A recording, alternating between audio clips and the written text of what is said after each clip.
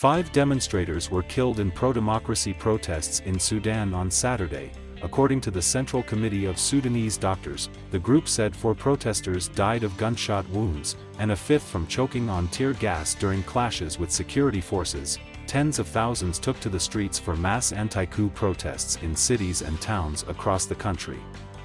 Police denied using live wounds, saying they had only used minimum force. State television reported that 39 police were severely wounded in the clashes. The deadly violence comes days after a military-led ruling council was announced. General Abdel Fattah al-Burhan was named as head of the council on Thursday.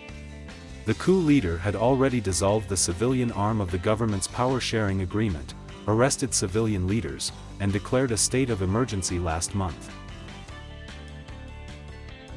The military's takeover on October 25 has drawn international condemnation. Protesters have taken to the streets regularly since, demanding the military government step back and allow a peaceful transition to civilian rule. Saturday's protests went ahead in spite of a heavy security presence.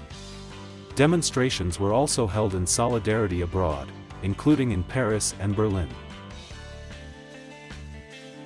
AFP reports that protesters in the Sudanese capital of Khartoum were heard chanting, "No, no to military rule and down with the entire council." Reports of the 5 deaths were carried on the Facebook page of the Central Committee of Sudanese Doctors, which also reported a large number of people had been hurt.